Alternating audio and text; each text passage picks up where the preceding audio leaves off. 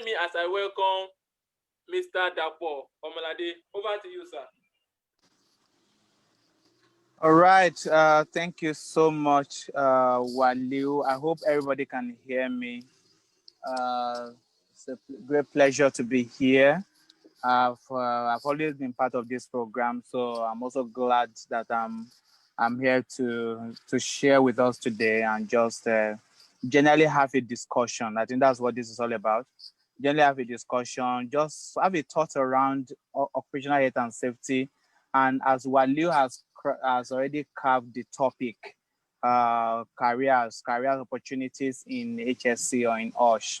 So we'll see how we can talk about this. And I also want to believe that a few of us may have questions. So we'll take the question as necessary and also be able to generally have a time tonight that we can also say it's been worth our time. It's not going to be a wasted time. So thank you so much for everyone that is listening. Thank you for the opportunity. All right. Well, Leo, over to you. Yeah, thank you very much, sir. Like we said, the topic is about health and safety profession, the opportunities. As we all know, most times we've all been listening, we've all been hearing safety is a safety guy. Some people be asking me, what do you even do in that safety? What is safety all about? What is it generally? So we'd like you to please, for those that are new to this field, that also want to explore, can you please tell us what the occupational health and safety profession is in general? Okay, thank you. So that's a good place to start. I always like to start my discussion. Apologies again for noise around. I'm actually a bit caught up in the traffic, so I'm actually in my car right now trying to do this. So I hope the noise will not be too much. I've actually parked so that we can also enjoy a good time together. All right. So thank you once again. I always like to start this kind of discussion by letting people understand that our job or the work or the career called occupational health and safety, or sometimes called the HSC, now called HSSC. Of course, Q has been added to it, so it's becoming a big game altogether. This is a career of the future. I think that's where I want to start from. I did a presentation sometime late last year, and I mentioned that health and safety is a career of the future, not only in Nigeria, but globally. And that means as long as there are people living in the future, I will be relevant. And that's very important for me. This career, as it were, chose me. And I like to say that with all sense of responsibility and humility, that this career chose me. I'm not sure I chose the career. And my reason for this is because it's also a career that I think I got into accidentally, like most of us that are already in the career or those that are trying to join the career. I joined or I became a safety professional by accident. And that does not mean I had an accident. It only means that I got into something I didn't know. And I was already in it when I realized, okay, this looks like what I'm actually looking for. And then the chase and the development began. And during that period, I still call it an accident because there were no opportunities for people or yourself or myself and others that were in that same line of career then. There were not really so many opportunities, not as per jobs, but as per opportunity to learn. This last 1 year, or let me say this last 6 months of COVID-19, I'm sure some of us by now have learned so much. Some of us have gone through so many webinars, so many trainings, so many discussions like the one Waliu is organizing here. And thank you, Waliu, for creating this. It takes a lot of effort to do this, so well done. Because this is what we are enjoying right now that some of us didn't really know. So even when I got into the career by accident, I was still going in the career by accident. So because I did so many things that at some point, we find out that we're wrong. Not wrong in the sense of I was doing something illegal or illegitimate, But for areas such as moving from university and going back to primary school, all because I want to learn. You can imagine if you are a graduate now and you go back to your parents and say you want to go and start primary school again. I'm sure they will possibly start looking for somebody to counsel with you, or look for, in a part of the world, look for a church or a mosque for somebody to pray for you, because that does not look like a reasonable progression. But many of us had that, where we just jumped from one place to the other because the accident was continued. Why? We had no opportunities to learn from people around us. There were no people, or the people around were not willing, or people around were not visible. Therefore, we could not latch on to anybody. We just had to do our own things ourselves. So you find out that the journey you should have taken in 1 year, some of us took those journeys in 4 years, 5 years, trying to learn. But I think it's a beautiful day in Nigeria, beautiful day for every one of us on this call. Those who have embraced this career already, and those who are just getting ready to join, or those who are wondering what exactly is this career all about. I think it's a good time because there's so much knowledge in the atmosphere right now. The environment is saturated with so many, so many, so many.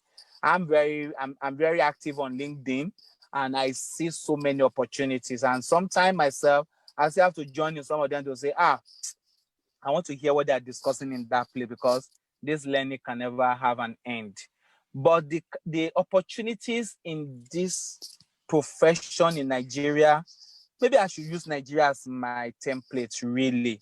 I was discussing with Wale off the camera, and I said, let's concentrate on Nigeria. We are here in Nigeria. This is where we are doing our own thing right now. When we get out of here and we get into the UK or the US or Canada, Australia, or the Middle Belt or Middle East, when we get to those places, yeah, we'll find out how it is done there. But hey, guys, we are here in Nigeria. So what are the opportunities here for us? I would like to tell us that in 2010, when I had my very first official and formal seminar on how to build a successful career in health and safety. Of course, that was the seminar that actually gave birth to what I'm doing right now, even as a business. And when I finished that career, I finished that seminar, some things opened up to me immediately that I could not wait, and I had to quit my paid job. And I had to resign my paid job to kick off what I'm doing right now.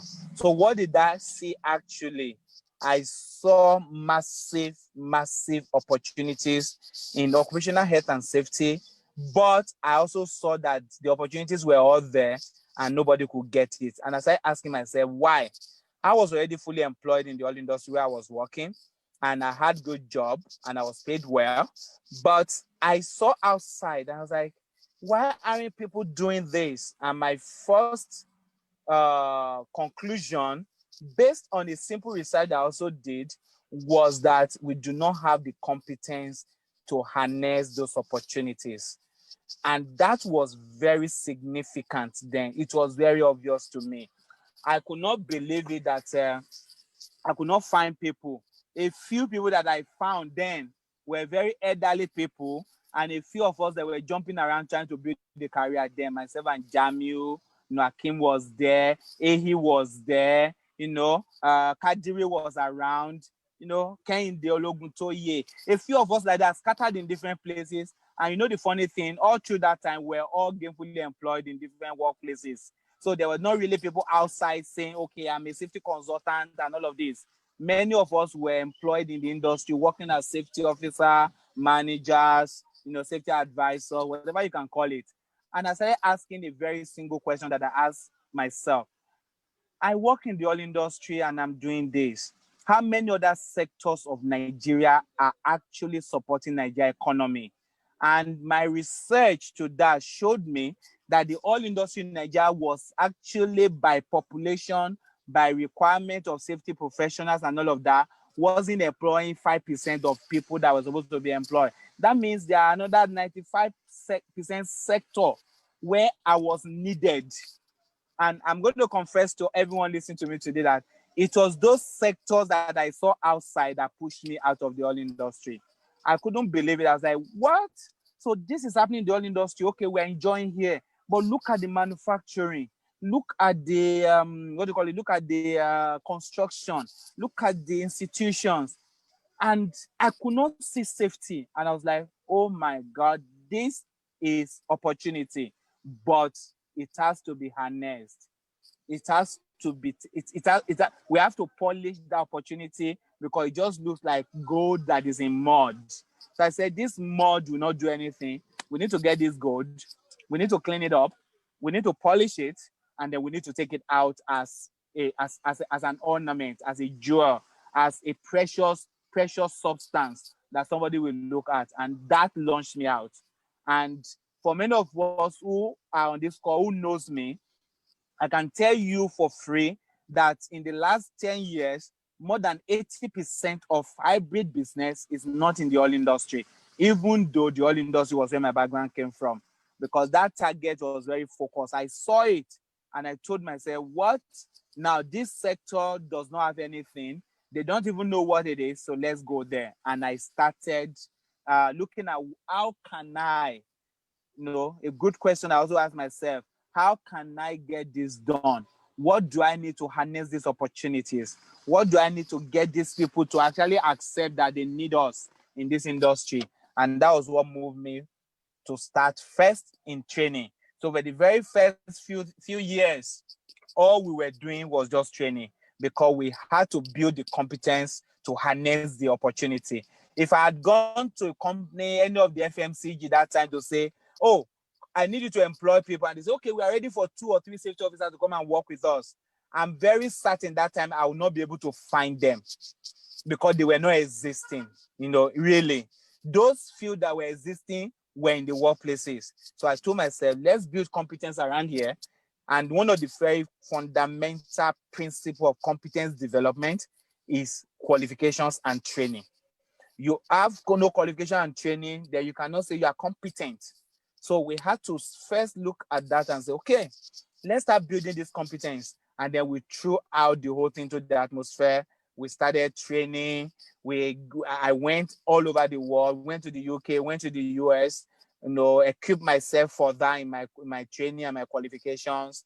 Then asked the awarding body to trust me with their certification to go and do it in Nigeria. And a lot of them accepted. And here we brought in the neighbor, the IOSH, the CIA, the IOFA, the British Safety Council, and I brought them into Nigeria. And I said, let people do this in Nigeria. Let's start the competence from here by getting qualifications, and then let us move further. And that helped. And we haven't stopped doing that. And let me tell you why we have not stopped doing that, because we have closed some gap. I'm not saying only me right now, but professionals, all professionals in Nigeria, every other person doing exactly what I'm doing in the marketplace, we have covered a whole lot of ground. We have brought in so much development into Nigeria. This is not where we were 10 years ago. We have gone very far from where we used to be. People do qualifications now. You see people, doing training, achieving qualification without even getting to visa office. This is what we all have done. And that's what has battered many of us that are in the profession today. Because I know so many of us growing up in the profession today would have benefited from these qualifications, which we had to drag into Nigeria by force, because that's the only way to start the whole journey. And then we started closing the gaps. We started looking at, and I know today, hopefully we are planning a research very soon to look at the population of Nigerians, especially youth like us and the OSH professional who are presently employed in Nigeria or in Nigerian sectors of economy. I'm sure we will have a large number compared to what we have had before. So that opportunities are presently being harnessed. What we saw then and we wanted to close the gap is going on now. I can testify to a few of us here who are on the call or who knows me, who have gained employment because they have tapped into those opportunities. But do you know the truth? The opportunities are still overwhelming. And I know somebody is going to take me up in this, because anytime I say this in public forum, people take me up very quickly. How are you saying the opportunities are there and we are not getting jobs? And I always say, is it that you are not getting jobs or you are not ready for the jobs? Because indeed, not getting jobs is different from not getting a job. The question is, are you getting the job that you want? If somebody wants a job that will pay you 500,000 or 100,000 naira per month, and you don't get the job, and somebody is offering you a job that will pay you 30,000 naira, you will possibly say you don't want. So what will you say after? You say, I don't have a job. I'm looking for the job, but I'm not getting the job. Meanwhile, there is one that is paying now. That paying part of the job is the reason why many of us today still think that the jobs are not existing, because we expect Nigerian and Nigeria economy that is just accepting safety as a not even as a mandatory requirement, but as a nice to have. Nigerian businesses are only accepting safety as a nice to have. You want people who are accepting safety as a nice to have to now decide that they want to employ people. No, it's not going to happen, because it is not the reality. What they are struggling to do right now is to even accept safety. So in the process of accepting safety, they will not pay you what you are being paid in the Middle East. Safety in the Middle East is not yesterday. Safety in the Middle East has been for many, many years. I hope you can hear me. I hope you can hear me. Yes, we can hear you very well, sir. Thank you very much. I don't want to get that conviction. Safety in the Middle East, in the advanced world, in UK, and all of those places can never be like Nigeria. A very good way to know it is that IOSH, which is one of the membership professions that I belong to, have a policy in their system, in their governance structure, that says if you earn below this amount of money per year as a professional, we will discount your membership. Do you know why? Because that looks like the minimum expectation from them in the UK. And how much is that? That's £10,000. £10,000 today is 5.8 million naira. 5.8 at 580 per pound. That's 5.8 million naira. How many Nigerians are earning that? If you are earning 5.8 million as a Nigerian safety professional, that means you are earning 500,000 every month. How many of us on this call are earning that? That tells you, and that looks like the minimum in the UK. So you understand why the jobs in Nigeria does not look like it's available for us professional, because the amount is not comparable to what you're seeing outside or what you think you should be paid, and therefore we do not want to take the job. I have been opportune here, even while leader is listening to me, can tell this story. I have been opportune to invite people to say, there's a job for you, it's called intern, to come and take the job, they will not pay you. And I've seen people that say, yes, I will take it. And see people that says, no, sir, I cannot take it now. How can I take job with that? How can I come and be working without payment? And it is a choice. Because if you think you cannot take the job because you are not being paid well, that does not mean the job is not available for somebody else to pick. And I got an information recently, which is very interesting. Some of these companies that are now willing to do safety, who don't have the capacity, are employing people who are not safety professionals, who do not even have the qualifications. But they bring them in, they say, hey, what do you do? Oh, you did Yoruba double major. Okay, come in. We'll be paying you 30,000 naira. Just be watching people that are wearing their hats. And they're giving the jobs out. I know of this for a fact. So because those of us that think we now build competencies cannot accept job where you want to be paid 50,000 naira, the companies that want to do the safety will now call people who they think can accept that money from them and say, just stay here, we'll be paying you this amount and just be a safety professional, because we are rejecting it. So I'm saying this so that when the questions are coming, you understand my background or why I'm saying this. The jobs are not necessarily not available. It's just that the jobs do not compare to our expectation. When the jobs are compared to when somebody takes the bull by the horn and says, I don't care how much you want to pay me, let me just come and start that job, even if it is competence I want to build. A lot of us that are outside today are saying, we don't have job. You will have something you are doing productively. Let me quote what one of my very good friends and colleague, Akin, said yesterday on our program. He said, put your foot first inside. And then you need to put your foot first inside the door. Once you are in there, many things can change. But when we say no to what the door that is being opened to us, we've only shut one door. And unfortunately, when you shut that door to a safety professional, you may be allowing somebody who has not even learned anything about safety to do it. I did an audit in an organization recently, and I met a supposedly safety officer, who is safety supervisor, a lady who does not even understand what a safety professional does as a job. But that is the role they've given to her. Oh, I cannot sit down at home. Please come and take it. Just sit down here. Your job is very simple. When somebody is not wearing the shoe, just tell them wear your shoe. He doesn't even know the type of shoe the person should wear. So it's not the person is trying to build competence, but the person already has a job. She's been given a job to do. So the opportunities are there, guys. When I say this, it sounds very, very funny sometimes. But because of what I also see outside, I may go to say sometimes that these opportunities are there, but we may not be able to take them because of our expectation.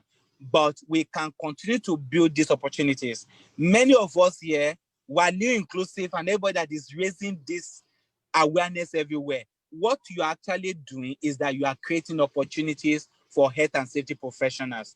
Because in reality, we work everywhere where there is work to do. Everywhere where there is work to do, that's where we work. We do not have anywhere where we cannot work. Even in a restaurant, you can work in a restaurant. Even in a church, you can work in a church. In where we can work. And it's just for us to be able to choose those places and then do the job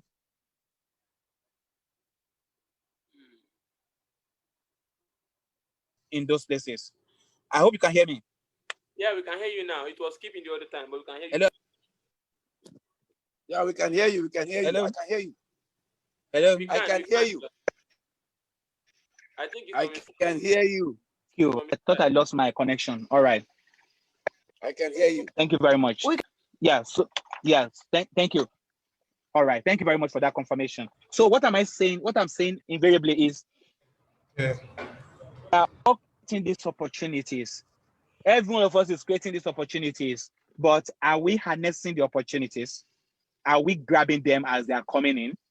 Today, I go into organizations and I go sell product to them, and you ask me what that product is.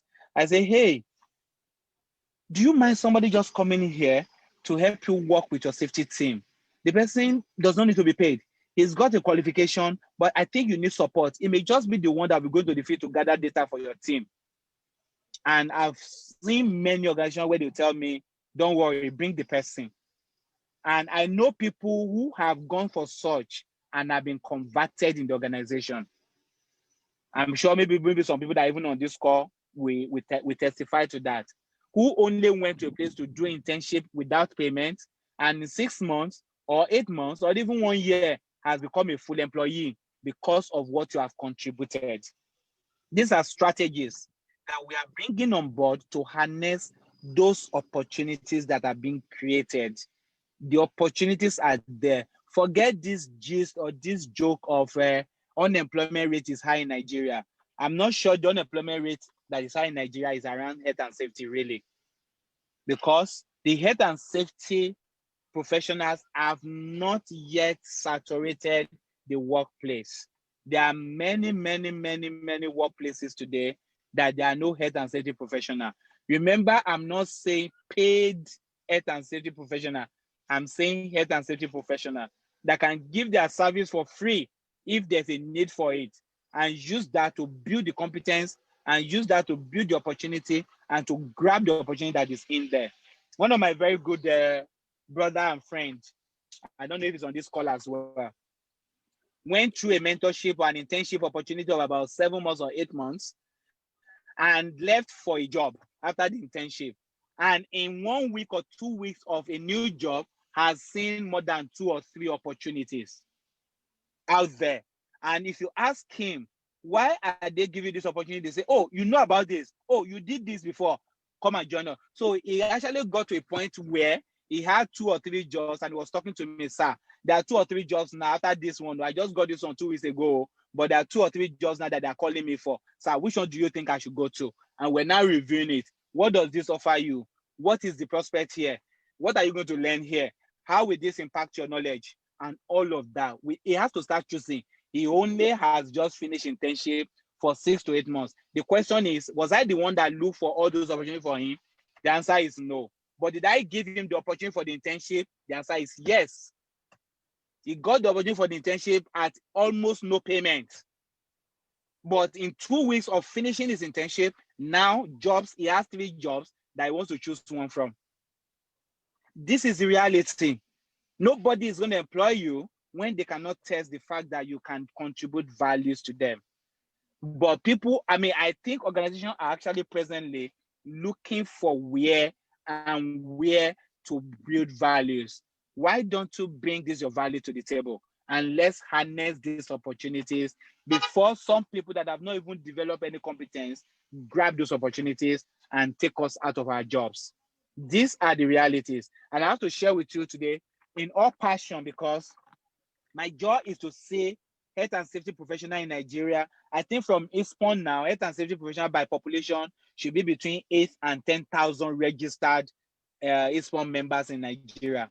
Around that area, if I'm not mistaken, or maybe a little over that are registered member. What is, even if it's 20,000, what is 20,000 professionals in ISPON to 200 million Nigeria that has more than 80 million labor force with over 1 million companies?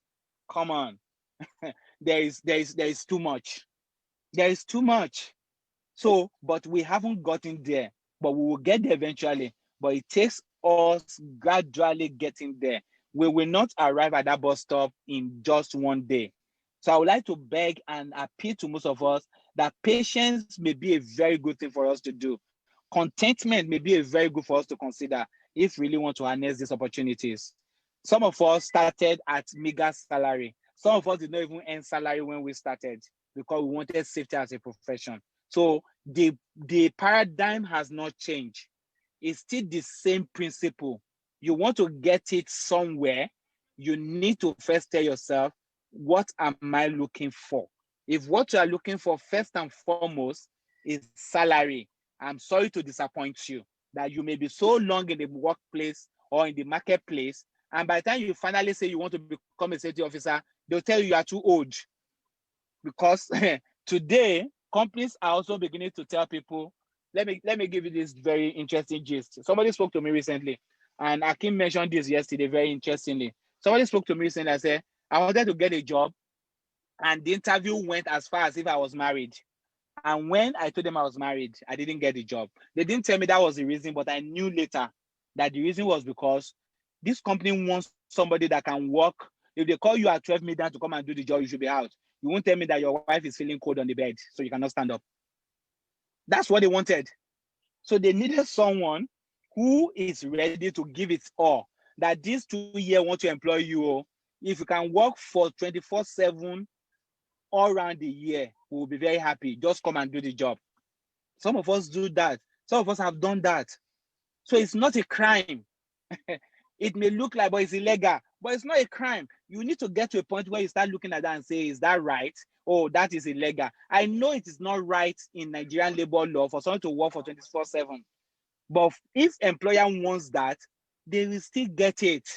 It's just that if you also look for what you are looking for, then when it gets to a point where you can no longer handle it, you raise your hand, you say, I know what the law says. Labor law says you cannot overuse me. But that time, you already have some experience, so you can claim labor law. You already have some benchmark, so you can say, yes, labor law counts. But when you are looking for something and you need to get that experience and put your first foot down, labor law will not matter to you at that point in time. What will matter to you is my focus and what I want to get. I would like to encourage us before I release us to start asking questions that the opportunity for safety in Nigeria is just building. Foundations are being laid for that right now. The opportunities are growing by the day. You cannot 10 years ago say you are a safety officer and say you are looking for a job. You will not see an advert anywhere. Today, do you know how many adverts go every day for safety people? The foundations have been laid. Now, let's go and begin to build on it. Building on it means taking all the opportunities that are available to us and making it available. By the time an intern leaves, the guy that was doing intern with me that has left now for a job has opened job for another 1 or 2 interns. That's the way it is. So what are we doing? We are building the momentum. We are building the capacity. If he didn't step out to go and get a job somewhere now, how are we going to get somebody else to start and intern in that place? That's the way it is. So the opportunities are there. We have the opportunities. We will maximize them, but it will take some time for us to do it. So let's go for it and begin to do it. Thank you very much. That's just my thought as an opening, and then I can wait for questions now. Thank you very much. Thank you very much, sir. Wow, I had no choice than to just listen carefully to all you've told us now. It is very enlightening and interesting. Please, if you have questions, kindly raise your hand or drop the question in the comment section. Sir, right here, the question with me says, when you were talking about the health and safety profession, you said there are a lot of opportunities. You can work in the office, you can work in the construction, you can work in oil and gas. So can you tell us or enlighten us more about this, the various opportunities or specific sections or industries, sectors that we can actually work as a safety professional? Okay, thank you very much. Uh, presently, I can tell you very strongly, very strongly,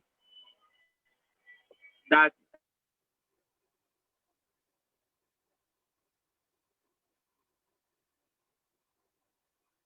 Hello? I think there's a network issue there. Hello, sir? Hello?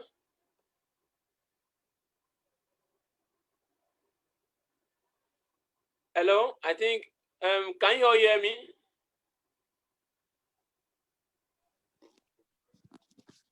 Yeah, I can hear you. you, I sir. can hear you. I can hear you. I think he lost connection over there. Hello, sir. Are you back? Hello, sir. I think he while we wait for him to come back, I will and I don't like doing a August call, but we have to call one of our professionals. We have them. We have a lot of them here with us. We have Mrs. Monica Nwosu. Thank you very much for coming. I really appreciate your presence. Mr. Azan B. Azan, thank you very much for coming, sir. Really appreciate your presence. Mr. Alfred Ajao, thank you for talking. We really appreciate your presence. We are highly honored. Mr. Julius Apong, thank you very much for coming. We recognize your presence. Mrs. Edidiong, Mr. Edidiong, if I'm not mistaken. Thank you all for coming. Mr. Ikena, Mr. Philip, we really appreciate your presence. We can't exhaust the name here. Mr. Khalid, Mr. Balogun Shita, Mr. David, thank you all for coming. Really appreciate your presence. While we wait for Mr. Dapo Omolade, I would like to call on Mr. Alfred Ajao to please kindly assist us with the question. Hello, sir. Are you there, sir, Mr. Alfred Ajao? Hello, sir, Mr. Alfred. Hello, sir. I think Mr. Alfred too is not on. Let me call on Mrs. Monica Nwosu. Hello, ma. Are you there, ma?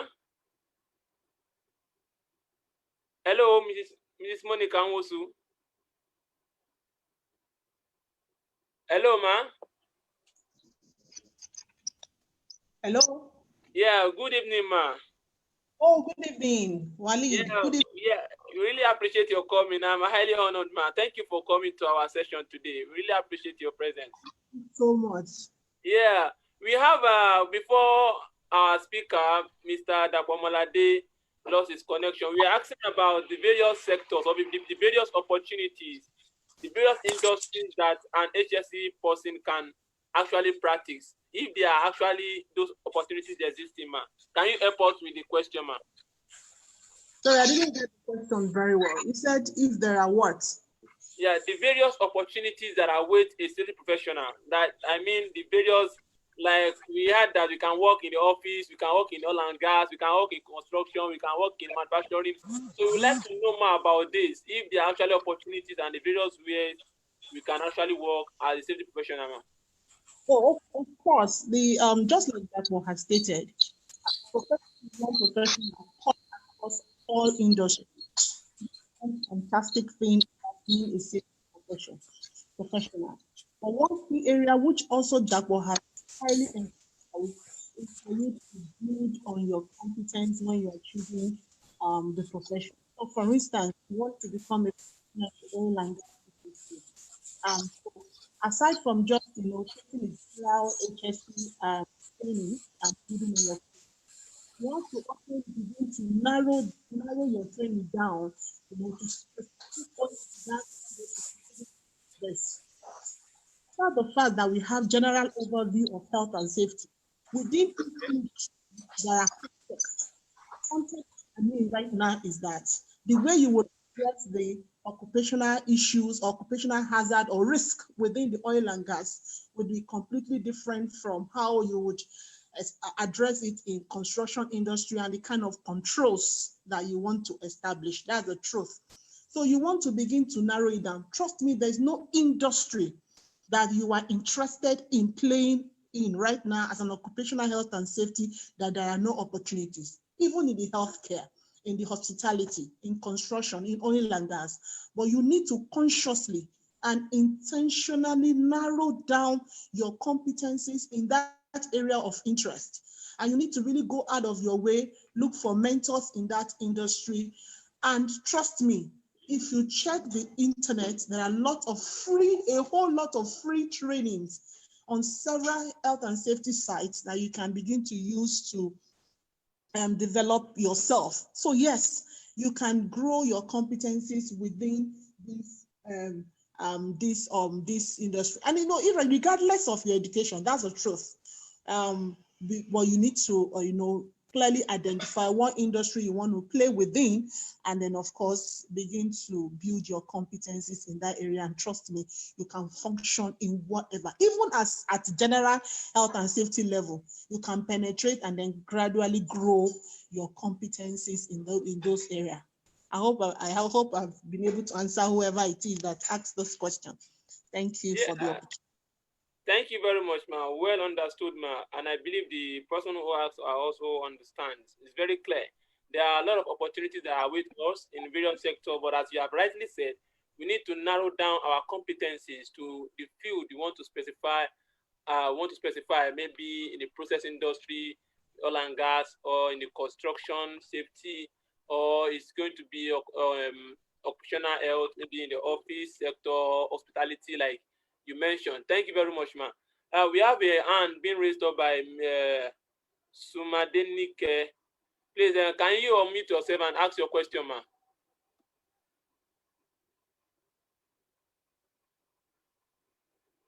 Hello. Sumadenike is raising her hand. Can you please ask your question? Unmute yourself and ask your question, man. Okay. Yeah, good day, ma. Yeah, thanks so much for the enlightenment, and it's well appreciated. So I want to ask that, do you necessarily have to go to the university to study safety, or does it mean that whichever of my certificate that I have, like I can actually convert it to safety line or what? So I actually want to get, like, does it mean you can just start your own profession as a safety officer at any point of your life, or you have to go study them in school? So that's what I want to ask. Then you said the other question is, you said that there is nowhere safety officer can't work. So I want to ask that even at let me say in fashion industry or in any, like, how can we need the is it the service, I'm going to call it service of a safety officer in fashion schools, or let me say fashion house generally? So those are my questions. Thank you. Thank you very much. Can I answer? Yes, ma. We have our speaker here, Mr. Dapo Omolade. Oh, is he back? Yeah, I think Monica, please go ahead. I'm back. My network has failed me, but I'm back now. Okay. Monica, I Now, can hear you laugh. Please, I'm doing say, please let me answer that question. hello? Okay, ma. Yes, Ma, you can go ahead, ma. You can go ahead, ma. please let me answer the question, please. Okay, go on, go on. No, I said you let me answer the question. I can see you already ready for me. Please go Okay, ahead. okay. So I wanted to start from the last question about if safety is needed in the fashion industry. And my question will be, can accidents or incidents occur within the fashion industry? Can Yeah, somebody be, definitely. you are laughing, okay. Definitely, yeah, it can occur. Like since you make use of equipment and some industrial machines. So we are narrowing down here. So what is the focus of occupational health and safety management system in any industry? What is the overall objective? What is the focus? The focus or the reason why you want to have at least, no matter how basic or how minimum it is, have some form of management system that addresses your occupational health and safety or the occupational health and safety of the workers or the stakeholders that are working in a particular industry, whether fashion, whether hospitality, whether even you as a housewife in the house, because the people that are exposed to that work, they can be injured while they are doing. And so, say yes, that people, when they are doing that work, then requirement or it is mandated if there's an act that has been passed or that each one has this act that says that for any organization they need to actually employ a safety officer. But the challenge we are having now is the enforcement, because the truth is, once you have at least up to 2, 3, 4, 5 persons gathered in a particular place and doing what we call work, automatically the employer has a moral and regulatory, obligation as a duty of care to implement, to have a decent work environment and implement some basic health and safety management system to protect the worker from injury and, of course, and anything that will expose them to occupational ill health while doing that work. Yes. So yes, that's very, very important regardless. So the first question you asked, sorry, can you remind me the first question? The first question says that since the safety profession, do we need to go to school to start learning how to become a safety officer, or how? What are the means in which we can grow the HSC competence? So for so many of us that came into the occupational health and safety space, we did not really go into school, or we didn't really study occupational health and safety in school. However, the truth is, if you have education, either at your BSc level or master's level as occupational health and safety, it helps. But one beautiful thing about health and safety or becoming a health and safety professional is that you can build your competence once you get, or once you are interested. That already emphasized that you need, if once, whether you read engineering or that, like what was said, whether you studied what did he say? Yes. You see, you actually be a health and safety officer or professional practitioner, but you must consciously and intentionally build your competence in terms of training and having the right qualification. And then, of course, you must add skills and experience. Because the truth is, no matter the amount of trainings and qualifications that you have, you still need to be hands-on. You need to gather the relevant skills. Because, I see a lot of people say, I have NEBOSH, that automatically makes me become a health and safety pro. And I say, so you need to back it up with relevant hands-on experience. And that's where Dapo was emphasizing volunteerism, for you to be able to volunteer. But how many of us are really willing to do that? You need to become intentional if you really want to build your career in the occupational health and safety space. Okay, so I think I'll just leave the floor now for Dapo to continue. Thank you, everyone. Thank you so much, Princess. Thank you so much. And apologies for losing my network. So thank you for standing in for me. So Princess is one of my is one of our senior leaders also in the OSH profession in Nigeria. So thank you for that. All right. So it doesn't really matter what you study, but some of us didn't study anything close to safety. I don't want to reveal. I don't want to make fun of myself and some other people here now. So I'll just leave it at that. So no matter what you study, your double major, forestry, English part 1 or 2, you can become a safety professional and also serve well. There are other routes to that if you're already educated to that level. You just need vocational learning. That's what we call it, vocational learning and qualification. Not necessarily to go to university again, but if you have the opportunity to go into the university now, to start with postgraduate diploma, then do a master's degree in health and safety, why not? It will only improve your knowledge, but it's not a prerequisite for you to become a safety professional in Nigeria. Thank you very much. Okay. Thank you, sir. I have one more question for you, sir, please. Yep. Yeah, I have one more question. Go ahead. Okay. And my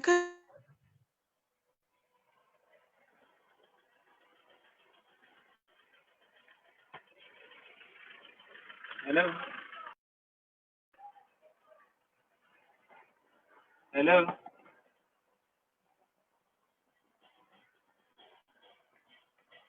Have I lost my volume again? Hello.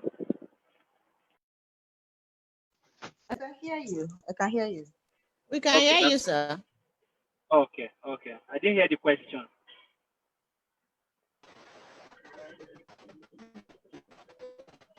Is she still asking a question? No. Okay, we lost her then. Okay, Wali, over to you, please.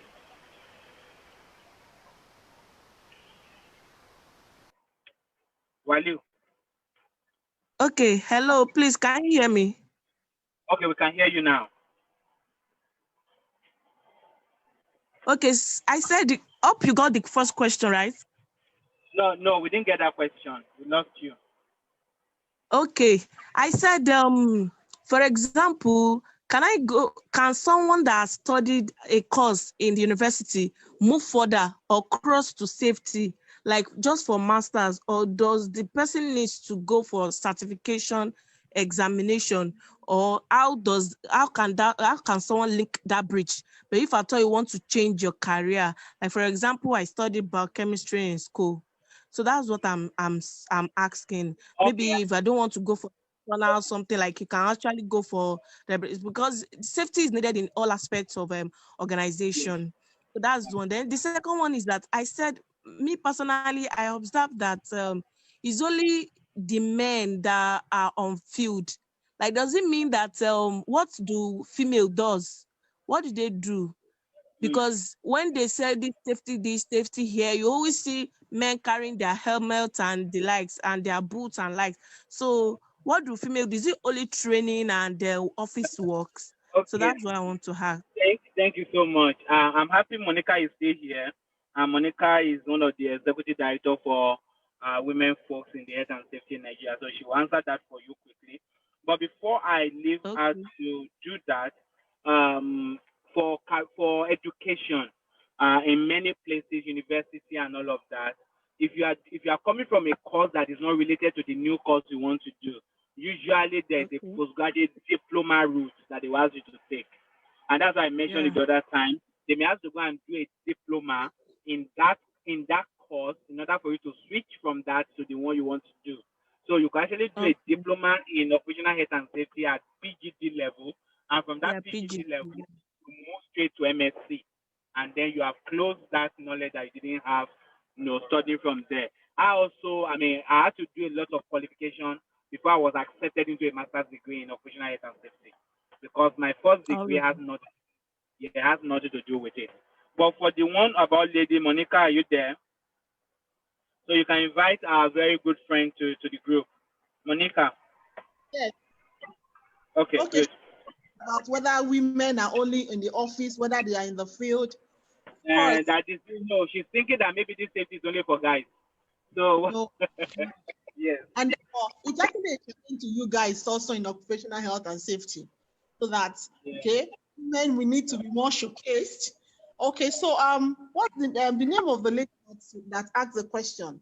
Women are in occupational health and safety. And to be honest and to be very truthful to you, the women that are in occupational health and safety right now are even being more recognized than it used to be before now. So if there's a time to join the occupational health and safety as a woman, trust me, I think it is such a time as this. Trust me. The world that are waiting to celebrate us. So you have the platform, the Occupation Association of Nigeria Women Safety Professional is available. There's a platform for you. Come join us. It's a platform that is established for women to support women's safety professional. We do mentoring, training, coaching, and networking. So please come join us.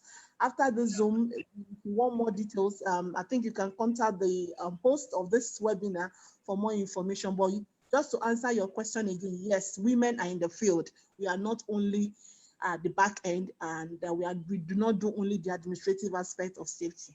Right? Thank you. That's right. All right, Thank you very much. Prior to this time, I mean, just like in many careers, you have the women not stepping out.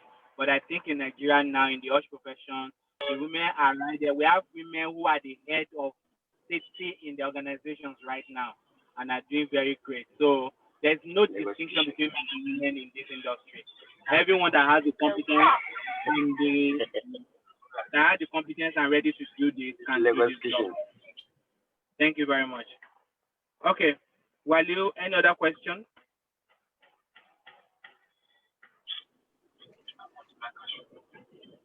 Is Waliu there? Hello, sir. I'm here. I believe that very soon we'll start having safety officers in the garage. You mute this noise, please. Can you mute this noise? Thank you. So we'll start having at every point in the marketplace, in the garage, in the streets, but it takes a test at a time. So there are a lot of opportunities that are wasted professionals. Someone is asking, yes, sir. He said, thank you for putting up this session. For someone who wants to build on competence, how can one apply for the internship job opportunities as they are not readily advertised? Thank you very much. That's why I said we are building on foundations and we are continuously establishing those foundations for opportunities. The truth is, I'm not sure how many organizations we advertise for interns, but there are several of them that accept interns. Accepting the interns can come in different ways. One, you can actually step out yourself to go talk to them. Now, that may be difficult in some places where the gates are even locked that you cannot enter.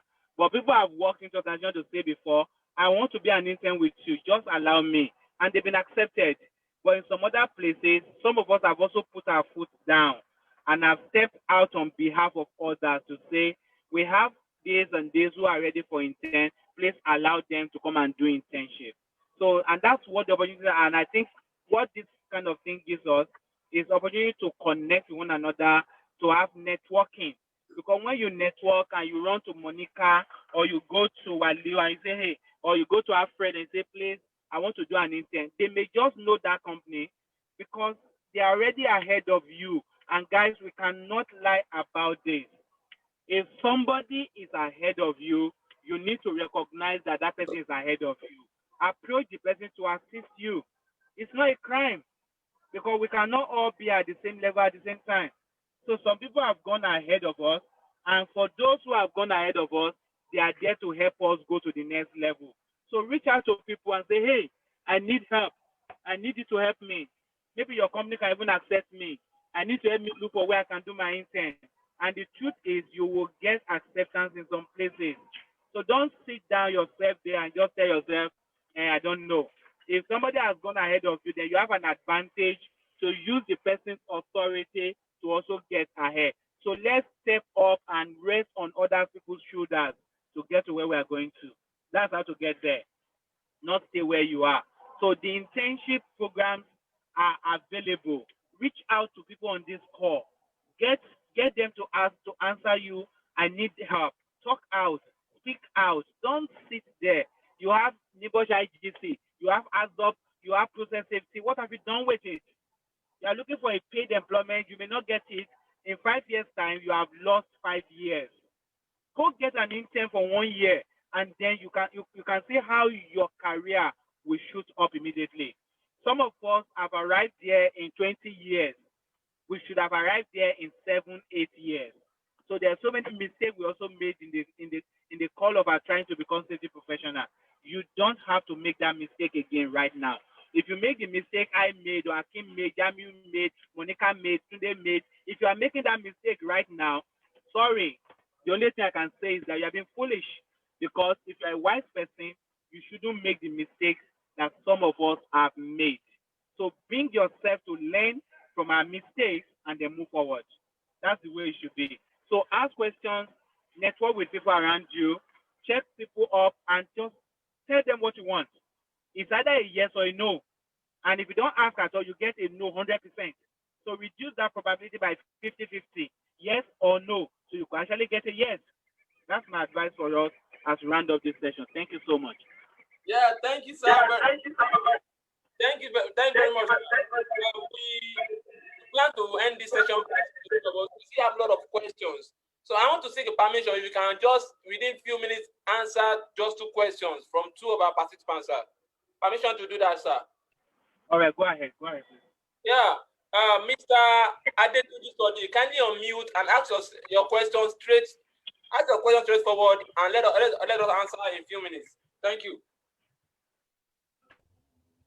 Yeah, good evening. Good evening. Hello. Please ask your question. Okay, yeah, I'm sorry, Kayetunji. A graduate civil engineering, sir. My question is, as a graduate engineer and as a student who has undertaken health safety examination, that is, I've undergone a professional exam and I've been awarded a certificate of HSC 1, 2, 3, and I've been accorded AIISM, something like that. My question now was that, my question is, when Mr. Dapo was talking the other time, he said there are some, like in engineering now, we have NSC, we have Korean. And my question now is that, do we also have something like that in safety, that is, in which one can be a member? Are you getting my question, sir? Yes. Yeah, when we were speaking the other time. Yes, sir. Is that your question, sir? Yeah, that's my question. Thank you very much. Thank you. Yes, thank you very much. You have both local and international. Let's start from local, which is Nigeria. The Institute of Safety Provision of Nigeria is a chartered body by law, 2014, that you can join as a member. There are many organizations today that when they want to even give you the opportunity, they will ask you, are you a member of ISPON? If you say no, then you have already reduced your chance by 1. So ISPON is a known, recognized, and chartered body in Nigeria. Try to be a member. You can't be a member by just you want to be a member. There are requirements to become a member. If you now go outside of Nigeria, you have the IOSH in the UK that you can become a member of. You have the what do you call this one now? You have the British Safety Council that can be a member of. You have quite a number of them, that you can become a member of, And once you are a member, ASSP in the US, that membership confer on you opportunity to be recognized that you are a practitioner or a professional in the industry. So start from where you are and then move international, because in many cases, the question is usually asked, do you belong to any professional body? And a no as an answer reduces your chances of being given the opportunity. Thank you.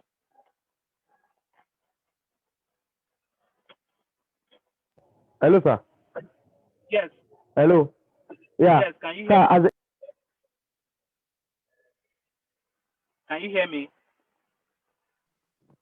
Hello, sir. Hello, sir. Hello, sir. Yes. Hello. Good evening, sir. Good evening. Hello, Good sir. evening, Mr. Yes, go ahead. We can hear you. Sir, my question is this, sir. How relevant is NEBO's certificate to Nigeria institutions, sir? Okay. I mean, if I want to further my education in safety organization and I have NEBOSH, sir, is it well recognized in Nigeria? Okay, thank you very much. Because of the fact that Apart from it, Nigeria does not have any recognized awarding body that award qualification for safety professionals. NIBOSH is an international awarding body in the UK, but with their qualification accepted almost globally, not only in Nigeria. Permit me to say this, even though I'm not selling NIBOSH right now, but permit me to say that in the time past, when they look for safety professionals in Nigeria, the first thing they ask you is NIBOSH qualification or its equivalent. So that tells you it is recognized in Nigeria. So it is very, very recognized in Nigeria. And when you step out of very recognized. Thanks, sir. Is that okay? Yes, sir. Thank you so much, sir. All right. Thank you very much. Yeah. All right, Waliu. Any other question? Is Waliu here? Waliu. Sorry, sir. I muted myself. I muted myself. I forgot that I muted myself. So, sorry, Mr. Yeah. Adetunji Sodiq. We won't take any more questions because of time. Our guest also have other things to commit himself to, so we don't want to waste his time. The agreed time is between 5 o'clock and 6 o'clock. I believe that this session won't be only part one session. We are going to have another section, hopefully, on this very same topic. It's like a lot of questions are here that we need to answer, but because of time, we really appreciate you all for coming. I can't exhaust the names from. I'll keep measuring her name from because it's like you also have another professional here who is a woman. That is a Mrs. Mercy Irefo. That is for the lady that asks about women in the profession. Mrs. Mercy Irefo is the president of America Society of Safety Professionals, if I'm not mistaken, and for Nigerian chapter. So you see that we have a lot of women in our profession too. We thank you all for coming, Mrs. Mercy, Mrs. Monica, Mr. Alfred, Mr. Isaac, Mr. Thank you, Ali. Mr. Julius, Mrs. Edith Young-Chu is here, Mr. Azan. We have a lot of you here that we need to keep calling your names. You can't just the name Mr. Funsholi Ede, Mr. Khalid. Thank you all for coming, Mr. Isaac. We appreciate you for coming. See you all next time. Thank you. Thank you so much. Thank you, sir, for having us today. You. Thank you so much.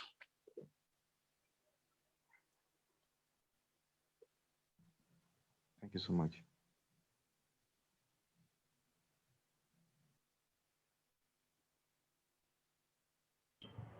Thank you. Mr. Wali.